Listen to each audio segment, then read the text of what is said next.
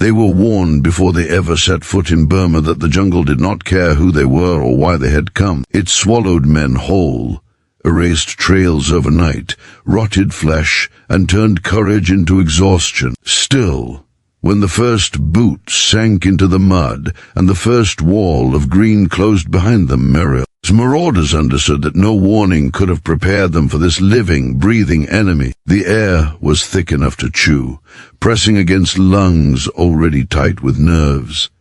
Sweat came instantly and never stopped. Somewhere ahead waited Japanese soldiers whose reputation had traveled farther than bullets. The Conquerors of Singapore, veterans who humiliated an empire and learned to kill in places like this. The Marauders were not supposed to be heroes. They were an experiment scraped together from volunteers who thought they were tough, adventurous, or simply tired of training camps.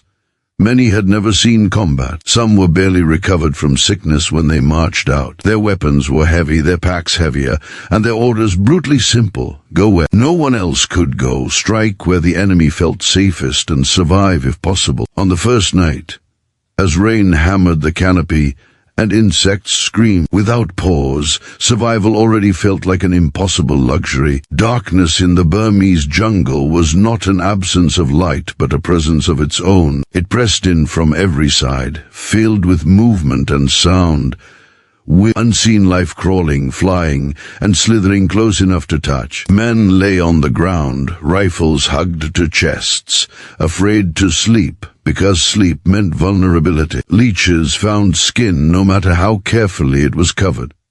Ants marched across faces. Somewhere in the distance, a single shot cracked, then another, and then silence returned, heavier than before. Fear spread quietly, carried in glances and shallow breaths.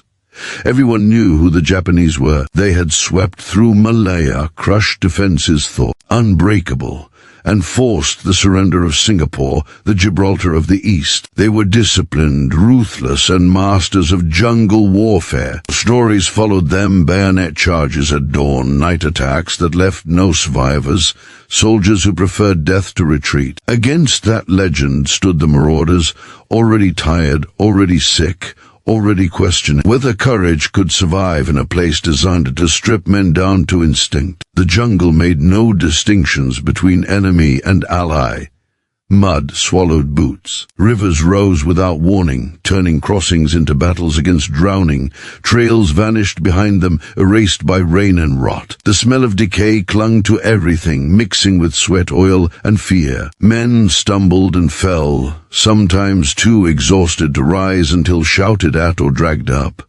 Fever took hold early. Malaria crept into bloodstreams, announced by chills that shook bodies even in the heat. Still, the column moved forward, because stopping meant dying slowly instead of quickly.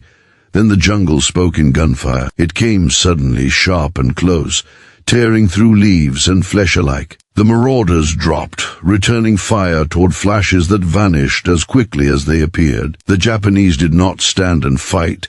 They melted back into the green, leaving behind confusion and wounded men. Silence followed, broken only by labored breathing and the moans of those hit. It was the first real contact, and it shattered any lingering illusion that this would be a conventional war. As the days blurred together, the Marauders learned the jungle's cruel lessons. There were no clear fronts, no safe rear areas. Every step could be an ambush. Every ridge might be watched. Every village might be empty by day and hostile by night. Food grew scarce, then scarcer. Rations were cut, then halved, then cut again. Men gnawed on whatever could be boiled, chewed, or swallowed. Weight fell off bodies rapidly, uniforms hanging loose on frames that had once been strong. Yet, something strange began to happen.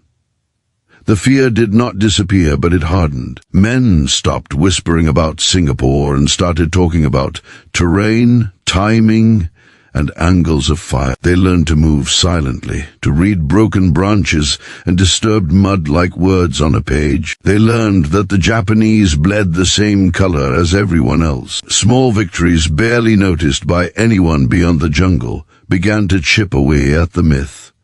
Night became their ally. While the Japanese trusted darkness to protect them, the Marauders learned to use it as a weapon. They crept close, hearts pounding, fingers numb from gripping triggers too long. Attacks came without warning, short and violent, followed by immediate withdrawal before retaliation could form. The jungle swallowed them again, leaving only confusion and fear behind. Each successful strike added a thin layer of confidence, fragile but growing. Still, the cost was relentless. Men collapsed mid-march, unable to go farther. Wounds that would have been minor elsewhere became deadly infections here. Feet rotted inside boots that never dried. Eyes burned constantly from sweat and smoke. The jungle demanded payment for every mile, every hour, every breath. Some wondered silently whether defeating the Japanese was even necessary. The jungle seemed determined to defeat everyone itself. Rumors traveled faster than supplies. The Japanese were massing ahead. The terrain worsened. Relief was unlikely. Merrill's Marauders pressed on anyway, driven by orders, pride, and the simple refusal to turn back. They were no longer tourists of war. They were hunted men moving through hostile ground, learning that survival depended less on strength than on adaptation. When contact came again, it was closer, fiercer, and longer. The Japanese attacked from multiple directions, voices shouting, gunfire echoing strangely through trees. The Marauders held their ground, firing until barrels burned and hands shook.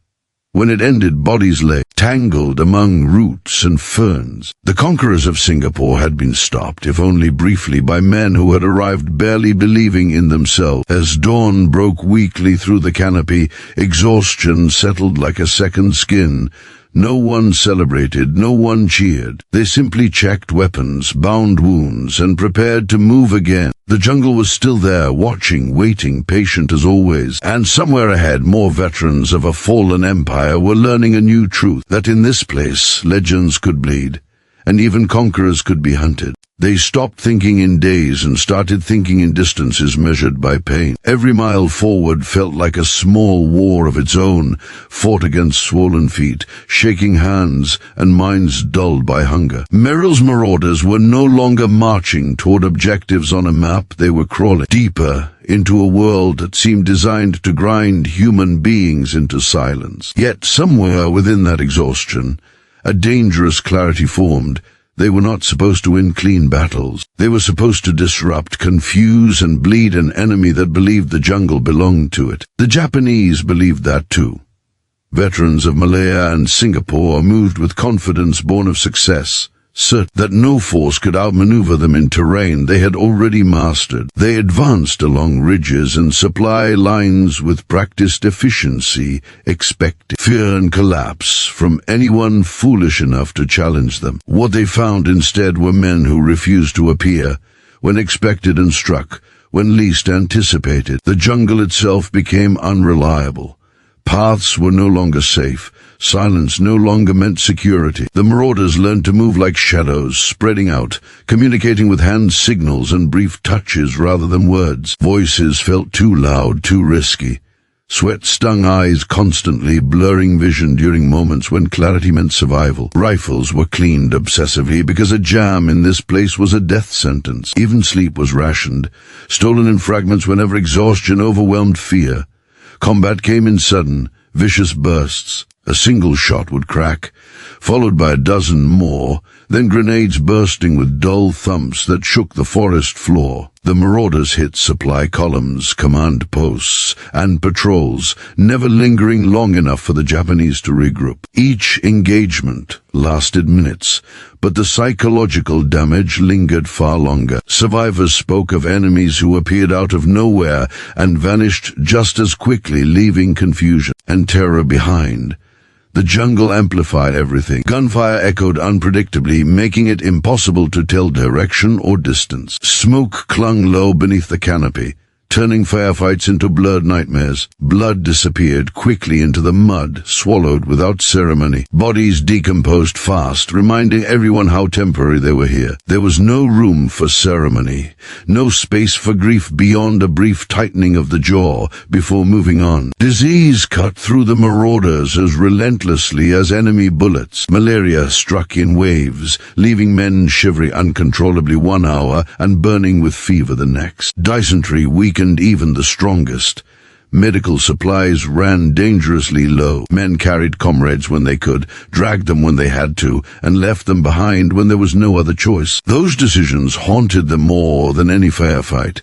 Despite everything, the pattern repeated itself again and again. Japanese attacks were met, disrupted, and broken. Positions thought secure were abandoned after sudden night assaults. Patrols grew more cautious, then hesitant. Orders became harsher as commanders tried to reassert control over a battlefield that refused to behave according to experience. The jungle, once an ally, became a source of dread. The Marauders paid dearly for every success. Ammunition dwindled. Food became a rumor rather than a reality. Men chewed on roots, boiled whatever leaves seemed safe, and dreamed obsessively of meals they could barely remember. Weight loss was extreme, faces hollowing until eyes seemed too large for skulls. Yet the fire did not go out. If anything, desperation sharpened it. Each victory, however small, chipped away at something larger than enemy numbers. It damaged certainty. The idea that Japanese jungle troops were unstoppable began to rot, just like everything else here. The Marauders sensed it in the way attacks became less aggressive, in the longer pauses before counterfire, in the sudden retreats where advances had once been relentless. Fear had changed sides. Commanders counted the clashes carefully. 1, then 3, then 10 engagements where Japanese forces were forced back. 35 times. The veterans of Singapore were stopped, disrupted, or outright defeated by men who could barely keep themselves alive. The number mattered less than what it represented. The myth was cracking. Night fighting became routine. Darkness no longer belonged to one side alone. The Marauders crawled close, hearts pounding so loudly it seemed impossible the enemy could not hear them. Fingers trembled as safety catches were released. Then chaos erupted, brief and brutal, before silence reclaimed the ground. Withdrawal was immediate. Survival depended on refusing to linger, on denying the enemy the satisfaction of a clear target. The psychological toll was immense. Men jumped at sudden sounds. Some talked to themselves. Others withdrew into grim silence. Yet when orders came to move, they moved. When firing started, they fought. The jungle stripped them down to essentials, and what remained was stubborn, frighteningly resilient. Japanese morale began to fray. Reports spoke of an enemy that did not behave like a normal force, one that ignored expected rules of engagement. Soldiers hesitated before advancing into thick vegetation. Patrols requested reinforcements for missions that once required none. The fear that had once defined Allied troops now crept steadily through Japanese ranks. Rain fell constantly, turning trails into rivers of mud. Rivers swelled into barriers that took hours to cross under fire. Equipment rusted. Skins split and bled. Yet the Marauders kept going, driven by something deeper than orders. Turning back felt worse than death. Stopping felt impossible. In brief moments of rest, men stared into nothing, too tired to speak. They thought of home in fragments, faces, voices, smells, then pushed those thoughts away because longing weakened resolve. The jungle punished weakness immediately. Survival required focus on the next step, the next breath, the next pull of the trigger. As the campaign dragged on, it became clear that victory would not look like triumph. There would be no parade, no dramatic breakthrough. Victory here meant exhaustion instead of annihilation, movement instead of collapse. It meant forcing an enemy to react rather than advance, to doubt rather than dominate. By the time the Marauders staggered toward their next objective, they were barely recognizable as the unit that had entered Burma. They were thinner, quieter, harder. The jungle had taken almost everything from them, but it had failed to take their purpose. Somewhere ahead, more Japanese troops waited. still believing in old legend, and the Marauders, moving like ghosts through the trees, were ready to teach them why legends die. The end did not arrive with a trumpet or a banner. It crept in slowly, like dawn through the jungle canopy, revealing what the fighting had truly cost. Merrill's Marauders were still moving, still fighting, but they were almost gone. Bodies that had once carried heavy packs now struggled to carry themselves. Faces were gaunt, eyes sunken, expressions carved into something older than their years. They had not been defeated, but they had been consumed piece by piece by a campaign that demanded everything and returned almost nothing. The jungle, which had seemed endless at the beginning, now felt intimate in a terrible way. Every route, every bend in the trail, every damp hollow was familiar. Men could sense danger without seeing it, feel when the forest went unnaturally quiet. They no longer spoke of fear. Fear was assumed, accepted, folded into routine. What mattered was momentum. As long as they moved forward, they were alive. As long as they struck first, they survived. Japanese resistance still appeared, but it was different now. The confidence that once defined the Conquerors of Singapore had been replaced by caution and strain. Units advanced more slowly. Attacks were less coordinated. Defensive positions were abandoned at the first sign of encirclement. The jungle no longer felt like home to them. It felt watched. It felt hostile. The Marauders sensed this shift instinctively. They were too exhausted to analyze it, but they felt it in the rhythm of combat. Engagements ended faster. Enemy fire lacked the old aggression. Patrols broke contact rather than pressing attacks. The myth had not just cracked. It had collapsed under the relentless pressure of men who refused to fight by expected rules. Yet victory carried no comfort. Casualties mounted relentlessly. Men collapsed on the march and did not rise again. Evacuation was often impossible. The wounded waited quietly, knowing the odds, watching comrades disappear into the trees. Some saluted weakly. Others said nothing at all. Those who left them behind carried the weight forward heavier than any pack. Supplies remained desperately short. Hunger became a constant ache rather than a sharp pain, something endured rather than fought. Men fantasized about food with an intensity that bordered on madness. They described meals in loving detail, voices soft, eyes distant. Then a command would come, and the dream would shatter as reality returned with boots sinking into mud. Disease continued its quiet slaughter. Fever dreams blurred with waking life. Some men marched while hallucinating, guided by instinct and shouted orders. Medics did what they could with almost nothing, knowing that survival often depended more on luck than treatment. Still, the line held. It always held somehow. The jungle battles reached their grim conclusion, not through a decisive clash, but through attrition. The Japanese, stretched thin and battered by constant disruption, began pulling back. Objectives, once fiercely defended, were suddenly empty. Trails once watched were abandoned. The Marauders advanced cautiously, expecting traps that never came. The forest felt strangely hollow, as if the war itself were retreating. When orders finally came to withdraw, they felt unreal. Men stared at one another, unsure how to react. Withdrawal sounded too much like defeat, yet this was not defeat. This was survival. This was acknowledgement that the mission had been accomplished at a cost few could comprehend. The Marauders had done what they were sent to do. They had shattered an enemy's confidence, broken a legend, and proven that jungle mastery was not a birthright. The march out was harder than the march in. Bodies were weaker. Spirits were drained. Some men cried openly without knowing why. Others walked in silence, every step an act of will. The jungle did not release them easily.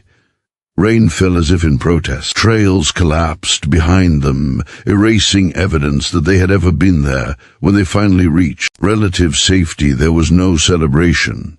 There were stretchers, tents, and exhausted medics working under dim lights. Men lay staring upward, listening to unfamiliar quiet. Some laughed softly. Some slept immediately. Some simply stared, unable to process a word without constant threat. News of what they had done spread slowly. Numbers were recited. 35 successful engagements against elite Japanese jungle troops. Strategic objectives achieved. Enemy forces disrupted.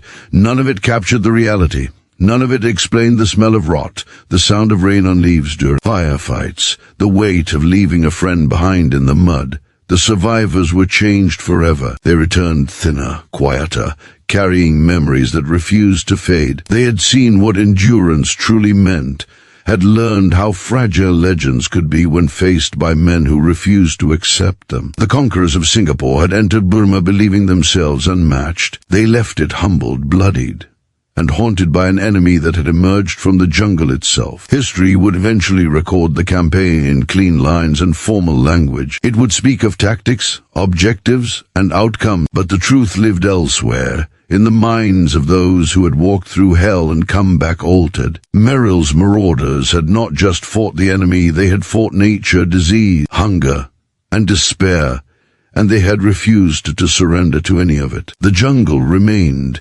indifferent as ever, already reclaiming the scars of battle. Vines crept over abandoned positions. Rain washed blood into the soil. In time it would be as if the war had never passed through at all. But for a brief, brutal stretch of time, ordinary men had entered that green hell and shattered one of the most feared reputations in modern warfare. That was the true ending, not victory parades or medals, but the quiet certainty that legends are not immortal. In the deadliest jungle on earth, Merrill's Marauders proved that even the most feared conquerors can be broken not by numbers or firepower alone, but by relentless courage that refuses to yield. The war did not end for them when the shooting stopped. It followed them into hospitals, into long nights where sleep came hard and memories came easily. Some woke sweating, convinced they were back under the canopy, hearing insects and distant gunfire that no longer existed. Others could not stand the smell of wet earth or the sound of heavy rain without feeling their pulse race. Burma stayed with them, etched deeper than scars, carried in silence, because there were no words strong enough to explain it. Letters from home spoke ordinary life, continuing work, weather, small worries that felt unreal after the jungle. The Marauders read them slowly, sometimes smiling, sometimes folding them away as if they belonged to another person entirely. They had crossed a line few could understand. They had seen men reduced to willpower alone, stripped of comfort, certainty, and even hope, yet still moving forward because stopping meant surrender. Among themselves, they spoke rarely of glory. They spoke of individuals, of the man who shared his last ration, of the one who carried a wounded friend long after his own strength was gone, of those who never made it out and would forever belong to the jungle. These were the victories that mattered, the moments that defined who they had been when everything else was taken away. Commanders and historians would later debate the campaign's significance, measuring its impact in disrupted supply lines and delayed offensives. But the Marauders knew the deeper truth. They had faced an enemy wrapped in reputation and stripped it bare. They had shown that experience and confidence could be turned against themselves when confronted by unpredictability and refusal to yield. The Conquerors of Singapore had learned fear in a place they once ruled. Time moved on, as it always does. The war expanded, shifted, eventually ended. New battles took the world's attention. Names changed, fronts moved, and Burma faded into a chapter for most. But for those who had been there, the jungle never truly released them. It lived on in quiet moments, in the way they watched shows, in the way they valued small comforts others took for granted. Some would speak years later, voices steady but eyes distant, describing heat, rain, and endless green. Others would never speak at all, carrying their stories privately until the end. Yet together, whether remembered or forgotten, they formed a legacy built not on conquest but endurance. That is where the story truly ends, not with the last shot fired, but with the understanding earned at terrible cost. In Burma's deadliest jungle, men with no reputation shattered one of the greatest myths of the war. They proved that even in a world consumed by violence, resolve could outweigh dominance, and perseverance could defeat legend. Merrill's Marauders walked into the jungle as soldiers. They walked out as a quiet reminder that history is changed not only by the powerful, but by those who refuse to break when everything demands that they do.